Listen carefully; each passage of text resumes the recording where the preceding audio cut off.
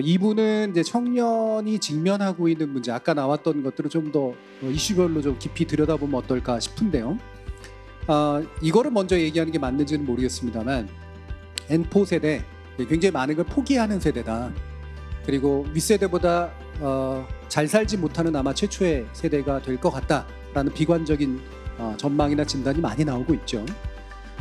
그러다 보니까 또 기성세대들은 아니 그래도 너희들은 제일 유복하게 자란 세대인데 왜 그렇게 모든 걸 포기하고 그러니? 라고 또 얘기하기도 합니다. 그중에 가장 대표적으로 기성세대와 청년세대가 부딪히고 있는 문제는 애를 낳아줘, 못 낳겠어, 결혼을 해줘, 못하겠어, 이런 거죠. 근데 못하겠어가 아니라 아까도 말씀드렸던 것처럼 하기 싫다기보다는 할 만한 여건이 안 된다라고 스스로 느끼는 이 부분이 제일 큰 것 같아요. 가장 최근에 아마 결혼하셨을 것 같은데 정지우 작가님께서 생각보다 좀 됐는데요.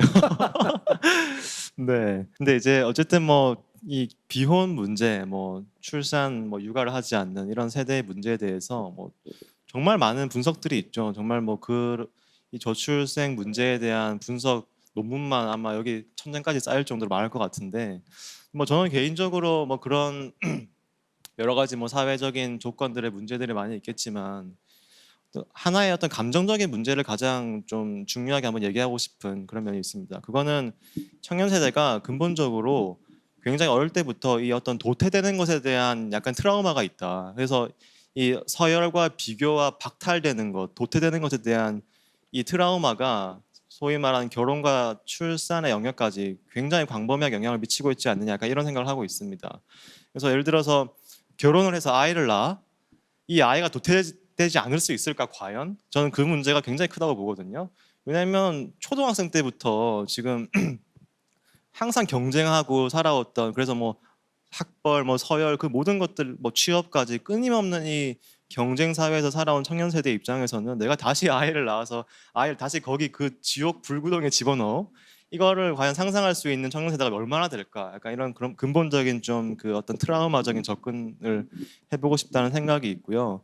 특히 요즘에는 뭐 청년 세대들도 바보가 아닌 이상 TV 다 보고 뉴스 다 보고 할 텐데, 뭐 아이들 태어나면 영어 유치원 보낸다는, 영어 유치원에 뭐 200만 원 한 달에 200만 원, 300만 원이라는 등 뭐 사립 초등학교를 보내고 뭐 강남 대치동, 뭐 목동, 정말 이 끝없는 저게 하나도 안 변했구나, 오히려 더 심해지고 있구나, 뭐 이제는 뭐 초등학교 의대반 뭐 약간 이런 것도 생기고, 왜 아이를 낳지? 아이에게 또 다시 그 우리가 어린 시절 경험했던 1등을 제외한 99명은 다 도태되던 그 경험을 다시 되물려 주기 위해서 전혀 상상을 하고 싶지 않은 거죠. 그런 미래 자체가 일단 각이 안 나오는 거죠. 저는 그런 측면에서 이 어떤 결혼과 다시 비혼과 출생의 문제를 좀 접근을 하고 싶다는 생각이 듭니다. 그리고 뭐 아까도 말씀드렸다시피 최근 이제 미국 언론에서까지 주목하고 있는 우리나라의 결혼 문화, 뭐 프로포즈 문화, 결혼하려고 하면 다 호텔 가야 되고 뭐 다 무슨 몇백만 원짜리 프로포즈 해야 되고, 시작할 때부터 친구들과의 어떤 비교부터 시작되고, 뭐 누구는 자가로 시작했다더라, 이런 온갖 그 어떤 비교와 서열과 이 근본적인 도태 공포에 대한 이런 문화들이 너무 폭넓게 자리 잡고 있다 보니까 결혼을 선택하는 거는 또 하나의 경쟁으로 뛰어드는 거구나, 결혼이라는 것은 행복한 섬에 들어가는 일이 아니라 더 넓은 정글로 가는 일이구나, 그러니까 이런 식의 어떤 감정적인 문제가 아주 크게 작동하고 있지 않나, 저는 그런 생각을 좀 갖고 있습니다. 네. 정 교수님 일단 먼저 해주시죠. 예, 저는 이 사안과 관련돼서 좀 부수적인, 그러니까 다른 시각에서 좀 본 필요가 있다라고 하는 걸 좀 강조를 하고 싶어요. 저출산이 문제인 이유는 도대체 뭘까? 첫 번째, 한국이 50년이 지나면 한국인의 DNA를 가진 사람들이 그때까지 존속할까라고 하는 식의 생각인 거잖아요. 근데 지금 같은 시기에 한국인의 DNA가 뭔지 솔직히 전 잘 모르겠고, 그래서 사역을 하겠죠. 또 다른 하나는 외부에서 유입되는 인구들로 한국인을 대체한다라고 하는 가능성을 처음부터 우리는 고려하면 안 되는 건가? 라고 하는 식의 생각인 거죠. 세상은 점점 이른바 글로벌화 된다라고 얘기를 해요.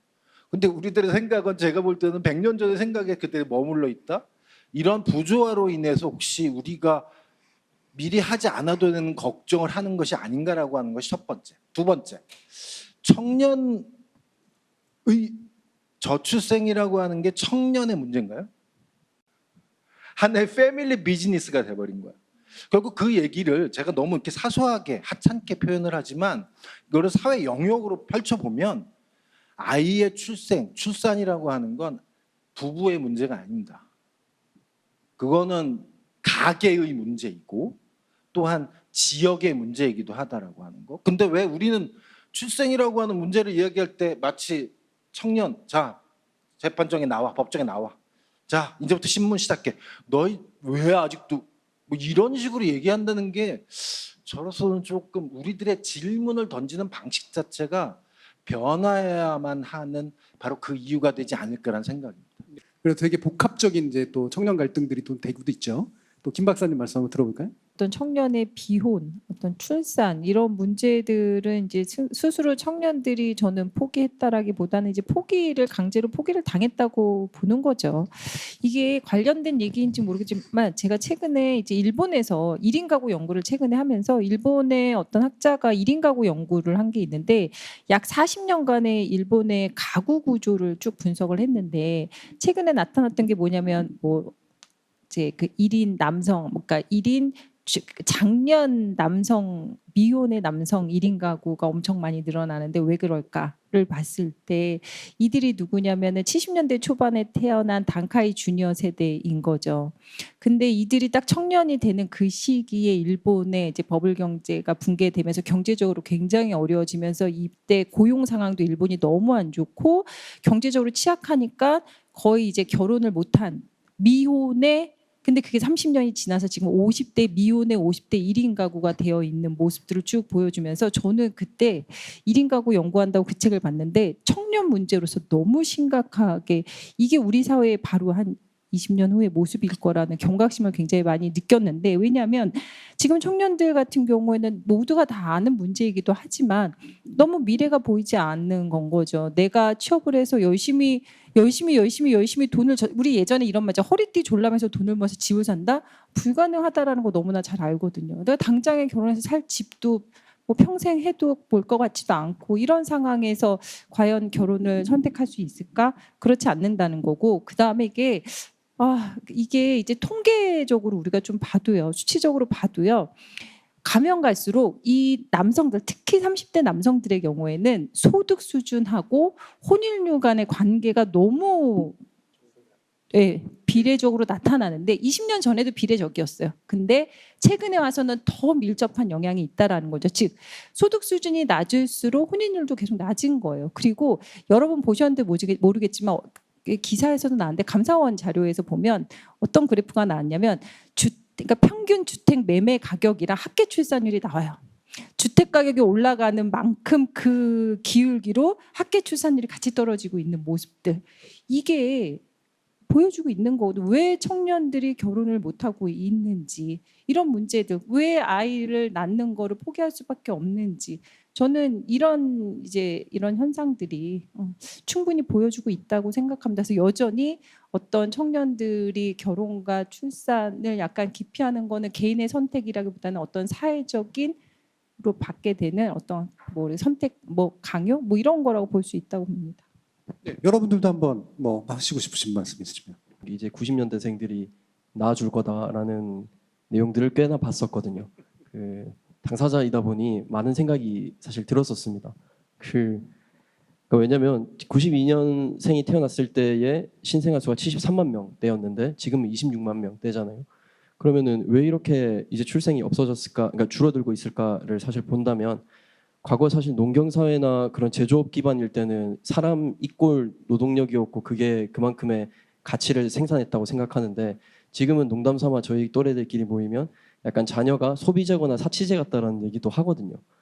그렇다면 지금 계속 결국 이런 사회 전반적인 방향이 바뀜에 따라서 나오는 사회 현상으로 바라봐야 될 것인지, 아니면 왜 아이를 이제 계속 낳아서 인구가 늘어나야 되는 게 아닌가, 우리나라에 한해서만 봤을 때 과연 무엇이 맞는가라는 생각도 하게 되면서 이게 계속 돌다 보면 그러니까 개인이 하게 되는 생각은, 그럼 우리나라가 너무 캐파가 작은 거 아닌가라는 생각을 하게 됐습니다.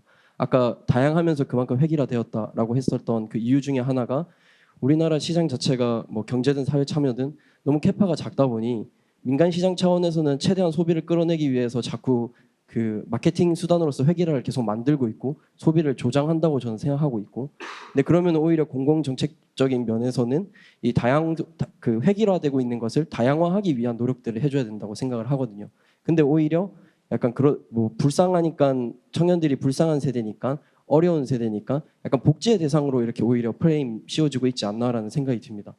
예, 굉장히 많은 이야기를 해주셨는데 일부러 좀 단순화를 시켜보면 아이를 사치제처럼 받아들인다는 게 굉장히 중요한 지적인 것 같아요. 그러니까 그 마치 예쁜 강아지를 키울 때처럼, 그렇죠? 예, 그 예쁜 건 아는데 얼마나 많은 돈이 드는지를 또 절감한다는 말씀이시잖아요.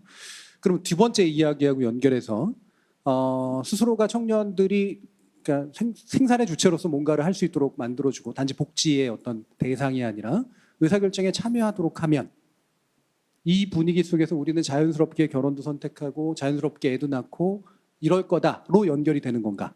짧게만 다시 한번 답변해 주십니다.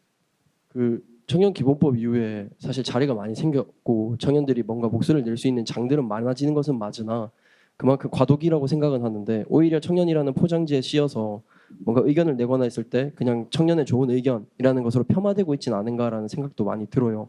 왜냐하면 그에 따른 실질적인 권한이나 실질적으로 뭔가, 물론 청년들 또한 그만큼의 역량과 실력을 많이 키워야겠지만 오히려 너무 권한 없는 그 자리들이나 혹은 명분상의 그 청년들이 가는 자리들이 많아지고 있지는 않나, 뭐 과도기겠지만, 그래서 오히려 그에 맞는 권한이 좀 필요하다라는 생각이 많이 듭니다.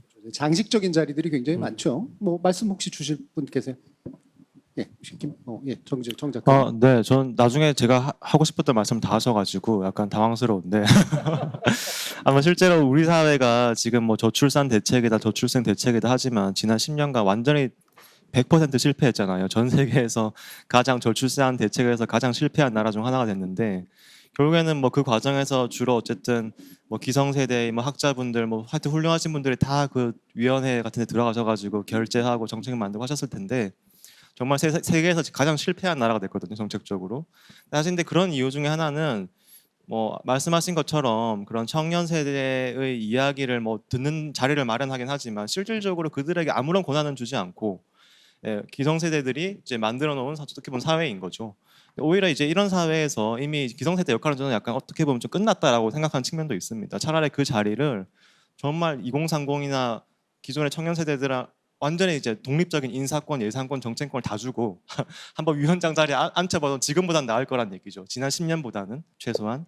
그래서 좀 실질적인 권력 이양 절차를 밟아야 되고, 이미 어쨌든 기존 권력을 그대로 유지한 상태에서의 뭐 어떤 선신성 정책 같은 것들은 이미 의미가 없는 그런 시대가 되었고, 우리 사회에 어떻게 보면 이제 가장 중요한 존속 가능성에 대한 사활에 걸린 문제인데, 그 자리에 청년 당사자들이 책임 있게 들어가서 실질적 권한도 행사하고 그들의 머리를 맞대는 게 전 더 낫다. 항상 이런 생각 갖고는 있거든요. 네, 그래서 굉장히 동의하는 그런 생각입니다.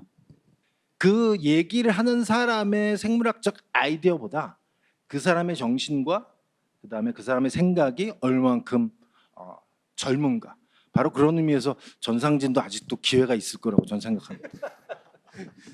제가 토론 사회자이기 때문에 제가 토론 아니 이런 거 토크쇼 맡을 때마다 토론 안 시키려고 노력하는데 싸우는 모습 같아서요. 근데 일부러 이제 이런 거는 약간 실제로 쟁점하는 게 맞거든요. 이를테면 당사자가 직접 이른바 연령에 의해서 참여하는 게 맞는 거냐, 아니면 좀 더 그 좋은 생각을 가지고 있고 좋은 어떤 실천력을 가지고 있는 연령과는 상관없는 그 능력을 가진 주체가 하는 것이 맞느냐.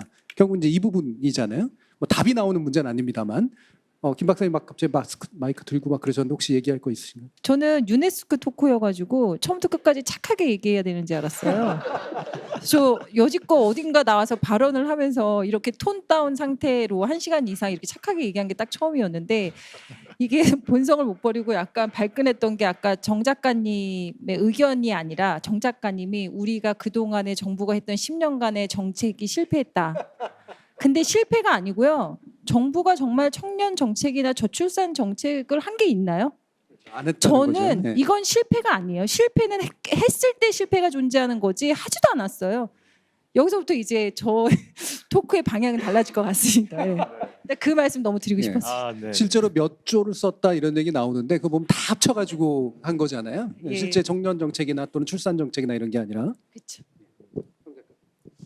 네, 뭐 어쨌든 저도 이제 뭐 이게 뭐 어떤 특정 세대가 옳다, 뭐 특정 세대가 그르다, 뭐 이런 문제라기보다는 어쨌든 이 소위 말하는 저출생 고령화 문제의 가장 중요한 당사자, 여기에서 있어서 가장 어떤 일종의 뭐 생존의 위협과 가장 심각한 문제를 느끼는 세대가 저는 지금 청년 세대라고 생각을 해요.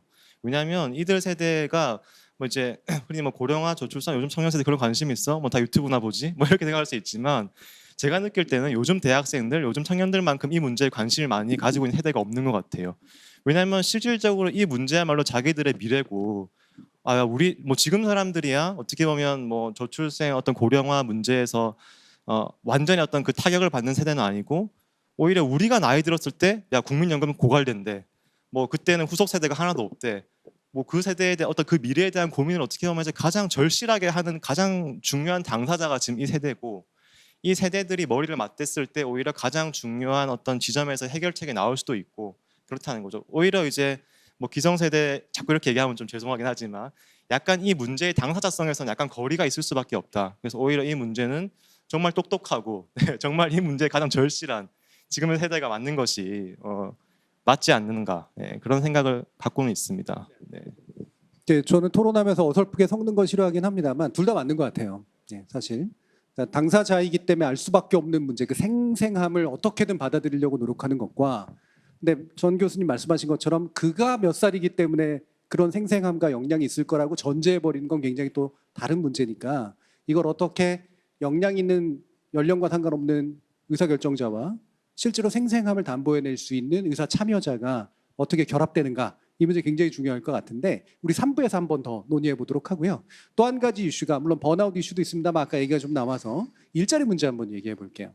일자리 문제가 사실 저출생 문제 얘기 나오기 전까지만 해도 제일 중요한 문제로 얘기가 됐었는데, 일자리 문제가 청년에 의해서 굉장히 심각하고 어려운 문제라고 한다면 어떤 부분을 일단 좀 짚는 게 좋을까? 혹시 이 부분 김 박사님 해주실 말씀 있으실까요? 그리고 이 사전 질문지에 일자리 문제에 대한 의견을 저한테 먼저 답하라고 해서, 아니 청년 일자리 문제에 대해서 뭐 이렇게 뭔가 해결책을 내놓을 수 있는 수준이면 이거는 뭐 대통령감 아닌가, 이 정도로 되게 중요한 문제인데, 조금 지금 우리가 청년의 고용과 관련돼서 우리가 좀 주목해야 될 점이 뭐냐. 첫 번째는 약간 실업의 문제들을 얘기를 하는데, 그래, 실업은 사실은 지금에만 있는 문제가 아니고 과거에도 항상 문제여 왔었고, 그건 또 청년에게만 해당되는 게 아니라 일을 하고 싶어하는 모든 사람들에게 실업의 문제이긴 하죠. 근데 통계적으로 보면 우리나라 전체 실업률이 한 3, 4% 정도 되는데 청년 실업률은 8, 9% 된다고 하면 청년의 실업이 더 높은 거는 맞죠. 근데 되게 재밌는 게 최근 10년 동안 오히려 수치적으로 보면 실업률이 계속 줄어들고 있어요. 더 웃긴 건 우리가 코로나 때 고용 빙하기라고 하는 그 시기에, 코로나 딱 터졌던 2020년 말고 그 이후도 계속 실업률이 더 줄어들어 청년 실업률이 한 6, 7%대밖에 안 되는 거예요. 그러면 아니, 청년 실업은 별로 문제가 아닌 것 같은 거예요, 수치적으로. 근데 잘 아시겠지만 문제는 뭐냐면 청년의 특성은 이런 게 있는 거죠. 기존에 고용된 상태에서 실직한 사람들도 있지만 청년은 사실은 노동시장에 막 진입을 하기 때문에 아직 노동시장에 진입하는 그 단계에 있는 상황에서 어떤 고용시장 자체가 지금처럼 굉장히 안 좋거나 얼어 있다라고 했을 때에 청년들 같은 경우에는 선택하는 방식이 더 치열하게 해서 구직 활동을 하는 것도 있지만, 그거보다는 졸업을 유예하거나 진학을 하는 방식으로 선택을 하는 거죠. 그 경우 그런 청년의 같은 경우는 실업자도 아닌 뭐가 되겠어요? 비경제 활동이 되는 거예요. 그리고 요즘에 코로나 이후 때부터, 맨 처음에는 코로나 터졌을 때요, 뉴스에서 뭐가 되게 많이 나냐면 실업률 얼마다 그러다가 저도 느꼈을 때 실업의 문제가 아니라 이 비경제 활동의 문제가 더 심각하다고 느꼈는데, 어느 날부터는 또 비경제 활동에 대한 얘기들이 계속 나오면서 지금도 얼마 전에도 매번 발표될 때마다 갱신을 하고 있죠. 비경제 활동 인구 중에 그냥심. 그러니까 청년 같은 경우에는 비경제 활동 중에 학교를 다니고 있거나 육아 때문에 비경제 활동 인구인 경우들도 상당히 많지만, 사실 수치적으로 두 번째로 높은 게 그냥 심인 거예요. 그냥 쉬는 청년이 지금 최근에 발표된 거 한 50만 정도 된다라고 발표를 하면서 이 문제를 되게 심각하게 보는 거죠. 우리가 청년 고용과 관련해서도 이 문제를 어떻게 보느냐도 되게 중요한 이슈고, 그냥 쉬는 거를 청년들이 이제 일하는 걸 포기하고 그냥 열심히 일하고 싶지 않아서 그냥 쉬는 건가라고 볼 수도 있지만, 이런 선택을 왜 할 수밖에 없느냐, 이런 문제, 청년 고용과 관련된 문제, 그 부분에 대해서도 우리가 조금 생각해 봐야 되는 거고, 청년 일자리 문제에서는 또 한 가지는 노동시장에 들어와서도 문제라는 거예요. 우리가 한 이전 세대, 한 20년 전하고 최근하고 청년들의 고용 상황들을 보면, 아까 저는 제 연구의 주인공이 와주셔서 정말 감사합니다. 제가 청년 연구할 때 80년대생부터 90년대생까지 현황들을 한 쭉 봤는데, 20년 동안 현황을 봤을 때 그 청년의 문제의 가장 그 첨예한 부분에 있는 분이 92년생이었거든요. 그래서 오늘 그 주인공이 오셔서 제가 연구하면서 고민했던 부분들을 되게 말씀해 주셔서 되게 감사했는데, 보면 우리 고용 상황들이 여러 가지들 잘 알고 계시겠지만 92년생이 사실은 폭발적으로 인구가 그 앞에 한 10년보다는 많이 증가했는데, 이들이 졸업하는 2014, 15, 16 노동시장에 진입하는 그 시기에 상당히 노동시장 상황들이 안 좋아졌고, 최근 20년 사이에 뭐 정규직이 줄어든 만큼 비정규직이 그 자리를 대체하는 문제들. 그다음에 한 가지는 더 중요한 게 뭐냐면은요. 일자리가 줄어드는 문제도 있지만 우리가 일자리 안에서의 고용 상황 안에서의 어떤 그 이동 사다리, 우리 이동 사다리 많이 얘기하지만 노동시장 안에서의 이동 사다리가 완전히 끊어져 버린 문제가 굉장히 심각한 거예요. 제가 요즘에 이렇게 수치를 잘 기억을 못 하는데, 예를 들면 제가 이런 분석들을 좀 해봤어요. 2006년도하고 최근까지 해가지고 이제 노동시장 내에서 더 나은 일자리로의 이행률, 예를 들면 비정규직인 사람이 정규직으로, 중소기업에 있던 사람들이 대기업으로 하는 이행률을 봤는데, 2006년도에 비정규직에서 정규직으로 이행하는 확률이, 그러니까 비율이 한 17.7 정도, 11% 정도 됐는데 2019년에 4.5%, 반토막도 안 되게 된 거죠. 그 다음에 중소기업에서 대기업으로 이행하는 비율이 한 5.3%였는데 2019년에 2.6%, 다 반토막이 난 거예요. 그러니까는 청년들 같은 경우는 과거에는 조금 내가 충분히 원하는 수준은 아니지만 그래도 직장에 좀 취업을 해서 내가 여기서 경력 쌓고 열심히 일하면 더 나은 일자리로 갈 거라고 하는 그런 기대들이 존재했지만, 아는 거예요. 내가 처음에 더 이 일자리로 가는 순간 나는 평생 여기서 벗어날 수 없다라는 걸 너무 잘 알기 때문에 우리는 또 어떤 선택을 해요? 첫 직장부터 더 좋은 일자리를 찾으려고 하는데 그 일자리는 또 엄청나게 줄었잖아요. 근데 92년생은 또 엄청 많은 거예요. 숫자는 정말 치열한 경쟁을 하게 되고, 이걸 우리가 좁은 문이라고 하는 거고, 이 좁은 문 앞에서 그 다수의 청년들은 경쟁에 지치고 분노하게 되는 거고, 그래서 우리가 공정성에 민감할 수밖에 없는 거 아니에요. 저는 이 문제들이 다 걸려 있다고 보기 때문에, 물론 일자리에 관련돼서 우리가 할 수 있는 말들이, 이렇게 얘기들이 많지만 청년 일자리 문제에서 이런 현상들이 우리가 좀 주목해야 되지 않을까라고 생각합니다.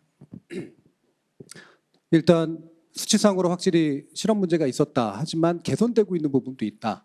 그리고 더 중요한 문제는 그냥 쉼으로 대표되는 비경제 활동이 어떤 의미를 가지고 있는 것인가, 아직 잘 모르고 있는 것도 많다. 그리고 결국 직장 들어가서도 원하는 방식으로 이동이 굉장히 막혀 있다. 이런 걸로 지금 얘기를 해주셨는데요. 이 부분에 대해서 나중에 정상진 교수님 말씀을 좀 들어보기 전에 혹시 당사자로서 이 취업이나 어떤 일자리의 문제에서 어떤 부분을 핵심적으로 느끼시는지. 말씀해주신 게 우리나라가 이중노동 시장이 되게 심하다는 말씀이잖아요. 근데 제가 지금 인턴에 이제 돼가지고 지금 약간 교육을 받고 있는데, 사실 MZ 세대라고 하는데 윗세대들은 이렇게 두 가지 세대를 묶어서 MZ라고 부르지 않잖아요. 근데 왜 묶을까 생각해 보면은 사실 M 세대는 기성 세대로 들어가야 되는 세대인데 이게 못 들어갔기 때문에 묶인 거예요. 이게 문화 시체가 여기 있는 것 같은데, 인턴을 봐도 제가 제일 어린데 저랑 나이 차이가 많이 나신 분이 12살 이렇게 차이가 나요. 저희 신기한 인턴인데, 인턴이면은 이 직무를 배우기 위해서 들어온 건데, 근데 사실 그분들하고 얘기 나눠보면은 딱 그 말씀해주신 처음에 진입을 할 때 잘 진입을 못하면은 안정적인 비정규직으로 진입하면은 계속 비정규직에서만 들고, 그래서 이게 강해서 MZ라는 키워드도 사실 그런 어떤 사회적 요인 때문에 같이 묶인 게 아닐까라는 생각이 좀 들었어요. 일자리 부분에 있어서. 제가 MZ세대라는 명칭 되게 싫어하는데 오늘 제일 정당화 시켜주는 설명을 들었습니다. 예.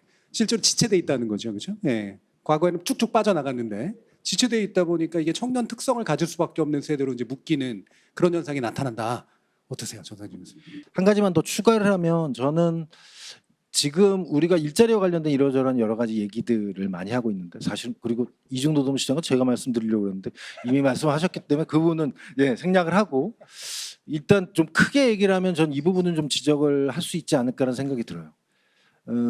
자본주의의 특성에 대해서 많은 얘기를 하는데 뭐 제가 여기서 지금 얘기하고 있는 자본주의라고 하는 건 일자리를 만드는 건 국가가 아니잖아요. 자본주의 아니면 거기에 속해 있는 이러저러한 여러 가지 펌이 하는 거라고 얘기를 할 수 있다면 자본주의 속성이 좀 변했다. 특히 어떤 의미에서 변했느냐? 성마른 자본주의라고 하는 표현을 써요. 그러니까 조급한 자본주의. 그러니까 옛날에는 이를테면 한번 투자를 하면 한 12개월 정도 투자를 하고 딴 데로 옮겼다고 칩시다. 그러면 한 2, 30년 동안에 변화한 가장 중요한 특성 중에 하나는 12개월의 투자 연한이 6개월 아니면 4개월로 줄었다라고 하는 거예요. 즉 자본이 한번 투자를 하면 기다려주지 않는다라고 하는 거죠. 근데 사람들은 그렇게 빨리 움직이지 못하거든요. 자본의 이동처럼 빨리 움직이지 못하기 때문에 인간은 말 그대로 지체가 되죠. 게다가 우리가 가지고 있는 문화라고 하는 것의 가장 중요한 특성 중에 하나는 현실의 변화, 너무 빠른 변화 때문에 우리가 정신이 잃을까 봐 문화라고 하는 건 그 빠른 변화를 잡아주는 쓸모를 가지고 있거든요. 바로 그런 차원에서 보게 되면 지금 우리가 겪고 있는 많은 문제, 그리고 특히 일자리 문제라고 하는 건 아마도 우리 생각의 한계를 벗어난 조급한 자본의 흐름과 예전의 모습을 지닐 수밖에 없는 우리 사람들 간의 부조화가 이런 모습을 보여주는 것이 아닌가라는 생각을 좀 첨가하고 싶습니다. 그래서 이 자본주의 성격의 변화로부터도 또 구조적인 문제를 도출할 필요는 분명히 있어 보이는데요.